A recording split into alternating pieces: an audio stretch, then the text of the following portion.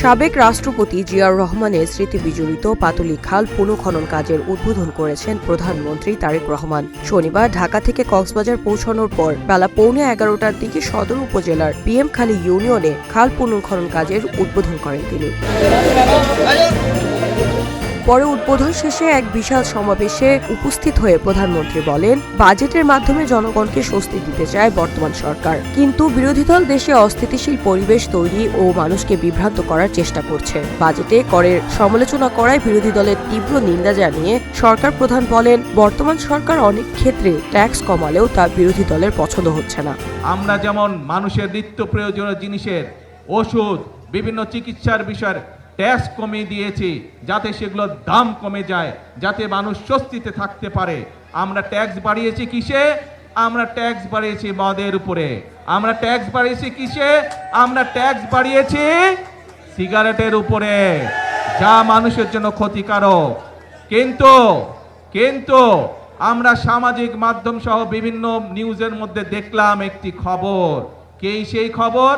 বিরোধী দল দেখলাম বলছে যে এই বাজেট তারা মানে না, গণবিরোধী বাজেট মানে না। প্রিয় ভাই বোনেরা, আপনাদের কাছে আমি প্রশ্ন রেখে যেতে চাই, যেই বাজেটে ট্যাক্স কমানো হয় সেই বাজেটও বিরোধী দল মানে না।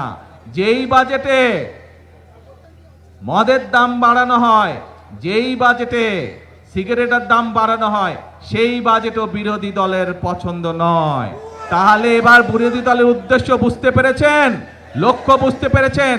তাদের লক্ষ্য বা উদ্দেশ্য দেশের মানুষের পাশে দাঁড়ানো নয়, তাদের উদ্দেশ্য একটাই, তাদের লক্ষ্য একটাই, সেটা হচ্ছে দেশের মধ্যে একটি অস্থিতিশীলতা, অশান্তি তৈরি করা।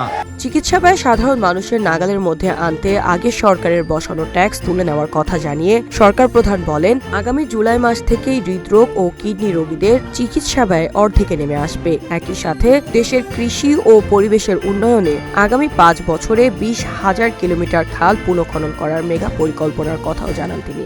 মানুষ যাতে স্বল্প মূল্যে ওষুধ পেতে পারে তার জন্য আমরা ব্যবস্থা গ্রহণ করছি, এবং সেই জন্যই অনেকগুলো চিকিৎসা ব্যবস্থার অনেকগুলোর উপরে আগের সরকারগুলো ট্যাক্স রেখে গিয়েছিল, ভ্যাট দিয়ে গিয়েছিল। আমরা সেই ট্যাক্সগুলো আমরা উঠিয়ে নিয়েছি। তার ফলে আগে একজন হার্টের রোগী সে যদি স্টেন্টিং করত, তাহলে তার যেখানে প্রায় 1.25 লক্ষ টাকার মতন খরচ হতো, সেই টাকা এই ট্যাক্স উঠায় নেবার পরে আগামী জুলাই মাস পর থেকে ইনশাআল্লাহ সেটি প্রায় অর্ধেকে নেমে আসবে।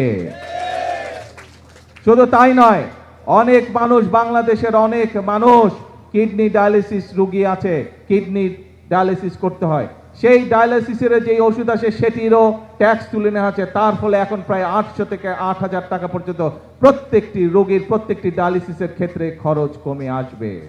প্রিয় ভাই বোনেরা, এই কাজগুলো করার উদ্দেশ্য এবং কাজগুলো করার লক্ষ্য একটি। কি সেই লক্ষ্য? সেই লক্ষ্য হচ্ছে দেশের মানুষ যাতে একটু ভালো থাকতে পারে। ঐতিহাসিক এই পাতলি খালটির দৈর্ঘ্য প্রায় 8 কিলোমিটার। খাল পুনঃখনন কাজ শেষ হলে এলাকায় প্রায় 40,000 মানুষ সরাসরি এর সুফল পাবেন এবং উপকৃত হবেন। Suraiya Akhtar, green TV digital.